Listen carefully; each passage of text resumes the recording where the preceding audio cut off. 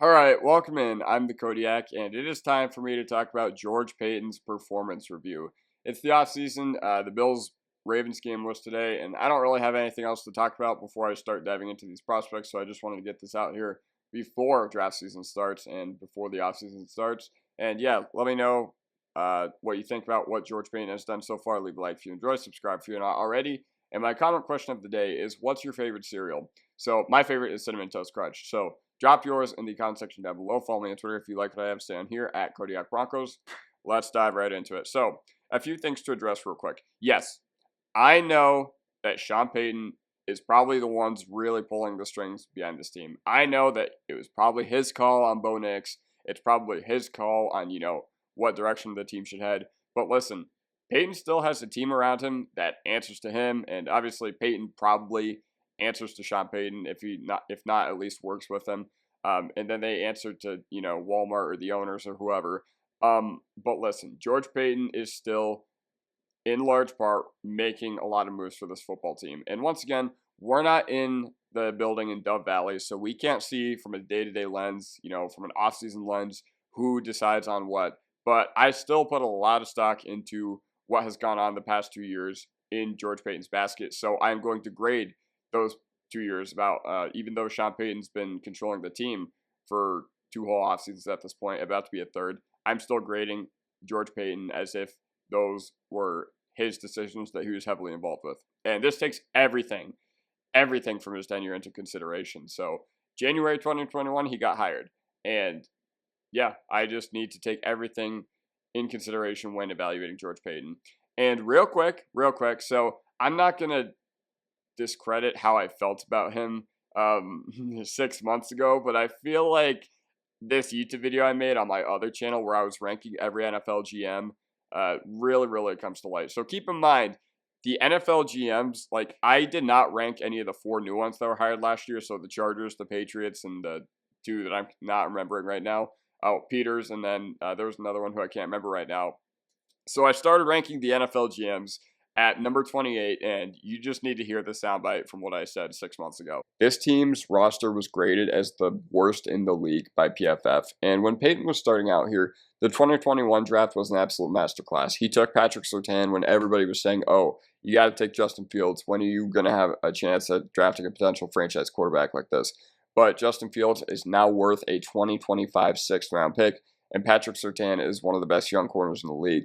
But nothing after that has encouraged me with this roster building. He drafted Justin Fields. He drafted Quinn Miners. He drafted Baron Browning, all three of whom have been great contributors. Javonte Williams looked really good before his injury too. But you could argue that he kind of screwed up there. But oh well, I thought the 2021 draft was absolutely incredible from George Paton.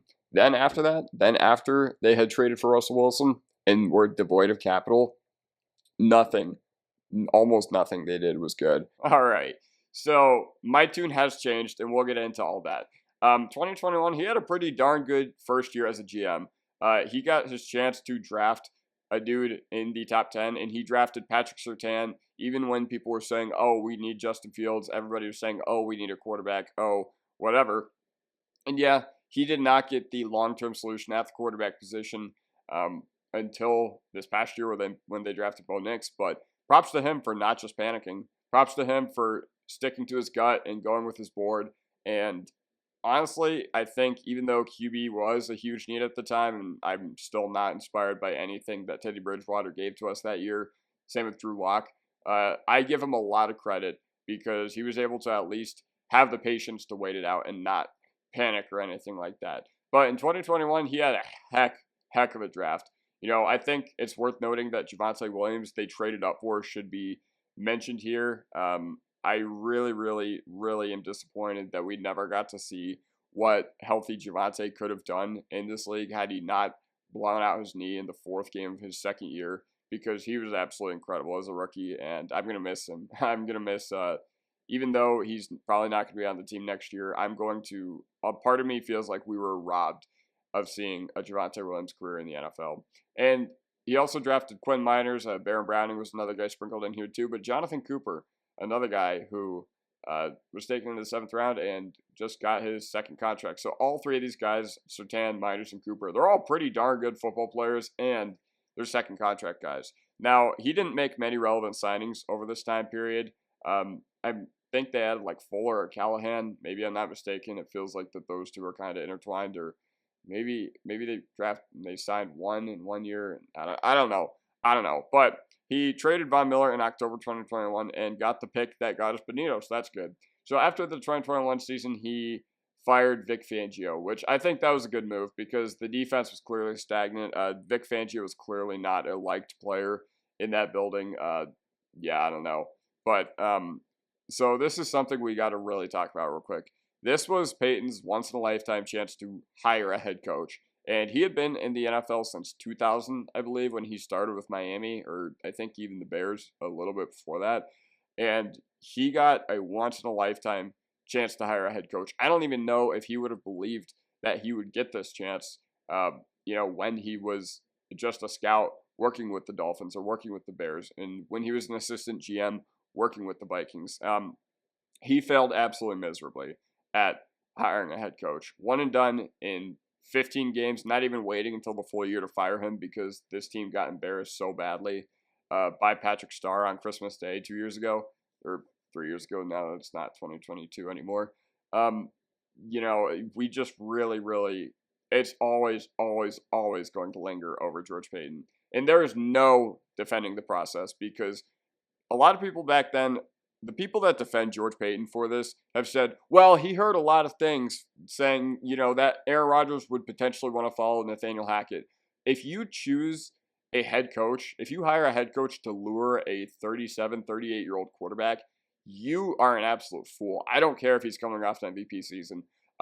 This just never made sense from the beginning. And Hackett was never like some really good offensive mind. I understand the idea, like people in Jacksonville didn't like him, people in Buffalo didn't like him in like 2017 or 2016 or 2015 or whenever it was. And I can understand the notion that people can improve as coaches, people can improve as coordinators, just like players can. But, Aaron Rodgers and Matt LaFleur were the ones who orchestrated the Green Bay offense in 2021 and 2020, both years when Aaron Rodgers won MVP. It was nothing to do with Nathaniel Hackett. Nathaniel Hackett just happens to be frat bros with Aaron Rodgers, and there's a circle of people connected to Aaron Rodgers that would not be in the league otherwise had he not kept getting them jobs. Now, my guess as to why this happened is because I think George Paton saw Aaron Rodgers for years in Minnesota and always got jealous. Like, I think I would too. If I saw a guy winning the division every year and giving you very high level quarterback play, especially if I was a division rival. Now, the three finalists for our spot, I believe, if I remember correctly, were Gannon, who's now head coach of the Arizona Cardinals, Kevin O'Connell, and Nathaniel Hackett. So Gannon, he has the Cardinals playing scrappy, even if they don't have the talent to back it up yet. He has them playing very scrappy football, and they're never an easy team to play against. They don't just roll over, but yeah. Now, Kevin O'Connell, I mean, he would have been the best hire out of the Broncos interviewees. And listen, I'm happy that Sean Payton is our coach, but you have to ask the question of, okay, if we hire Kevin O'Connell, what's the timeline look like? Because we wouldn't have had to trade capital for Sean Payton. Once again, I would rather have Sean Payton than Kevin O'Connell, but another thing that really bothered me is they never talked to Brian Daboll. So it felt like the net was that they wanted to cast, the wide net that George Paton talked about, was not that wide whatsoever. Now, trading for Russ, I do not want to hear anybody say, well, the trade was fine, but the extension was bad. Can't have one without the other. You knew that Russ was not going to agree to a new contract, or you knew he wasn't going to waive his no-trade clause when he had all the leverage. And yes, he wanted to leave Seattle, but he had all the leverage in those negotiations because there are so many teams that probably would have been chomping at the bit to make a move like this as well, which I guess that does say something that the Broncos were actually the ones able to get it done. But once again, you cannot have one without the other. You can't have an extension without a trade. You can't have a trade without an extension. And listen, I agree with, the process of it. I don't agree with everything else that went on. Like, I'd much rather take a shot on a Russ guy than a Bridgewater guy, a Flacco guy, because those guys play absolutely nauseating football. But it felt like George Paton got pretty overconfident in the rest of the roster and the coaching staff. Like, okay, you hire Nathaniel Hackett and you're confident that he can get a lot out of Russell Wilson because you wouldn't have made this move otherwise. But there's so many other things that went on. Like the offensive line in 2022 was just absolutely awful. The old line coach was subsequently fired immediately after Rosberg took over. What else happened? Melvin Gordon, the fact that they couldn't find a legit solution at RB2 after Javante's rookie year was pretty telling as well. And it was really, really sad that they were relying on Melvin Gordon, and Latavius Murray ended up outplaying Melvin Gordon, and Melvin Gordon cost us so many games that year with his fumbles. Now, we are paying Russell Wilson $50 million to not play for us, and this is a guy who looked bad through 2 head coaches that we had. So, there's nothing else to be said other than it was an all-time bad move, and this is going to stay with George Paton forever. Same with hiring Nathaniel Hackett. So, let's discount all that, and let's talk about the other stuff now. So 2022, I think this is a year George Paton wants to forget about entirely. This is probably the worst year an NFL GM has ever had because he made an all-time bad trade. He made an all-time bad head coaching hire and gave out probably the second worst contract extension of this generation. Now, I will say, the only good moves he made this year were Benito, McMillan, and Wattenberg, so I guess if there is a light through all this darkness, it was those 3 dudes who ended up becoming revelations for us, even if it did take a couple of years. McMillan played out of his mind last year, and Benito got, I think 8 sacks last year, so he was productive, but he really, really came into his own this past year. And Wattenberg, he became a starting center for us, and he's really, really good in pass protection. Run game, different story, but I'm happy with how Wattenberg has played for a 5th-round rookie. Now, bad draft selections. Dulcich, Mathis, Uwazurike, De'Larin Turner-Yell, and Montrell Washington. So, I'm not going to pretend like I knew much about all these guys, but whenever they've gotten their chances, they've just absolutely barfed. Like, Dulcich played his way off the roster. Mathis last year played his way off the depth chart, and we slotted Fabian Moreau into his spot at the cornerback 2 position, and it instantly, our defense was looking a lot better. Uwazurike, he got arrested for that gambling charge. Not arrested, but suspended for years. So this is kind of who knows. DTY, he's been often injured, I want to say. I can't really remember anything that he's done. Montrell Washington was a 5th-round pick from a really, really small school, and now he's off the team, and I think he's out of the league as well. Honorable mention, Randy Gregory. Oh my goodness, I can't even describe how bad of a free agent signing this was.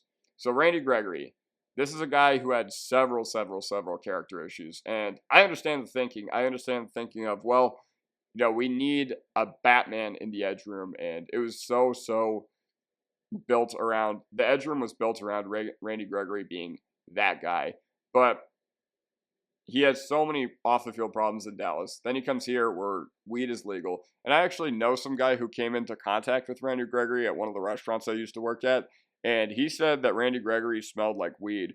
So, I don't know, that just shows you that he was probably not taking football that seriously. And that was a couple days, actually, before the Broncos cut him, too. So, 2023, this entire year was just pretty much spent trying to undo the 2022 disasters. We didn't have anything capital-wise. We traded our 1st-round pick to New Orleans for the rights to sign Sean Payton, and ownership forced him to do that because, once again, George Paton, your hire massively failed, and no, the consequences don't just stop there.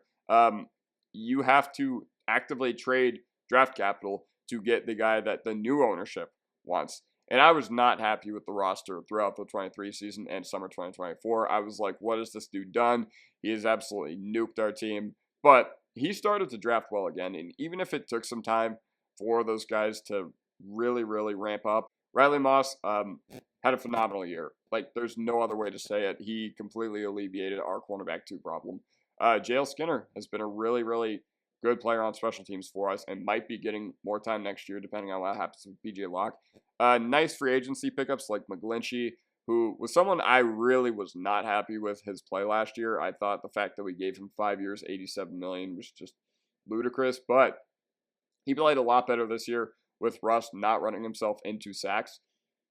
Kind of got smoked in the Buffalo game, but I'm pretty happy because we've been the Cleveland Browns of right tackles ever since, I want to say 2014, Orlando Franklin. Yeah.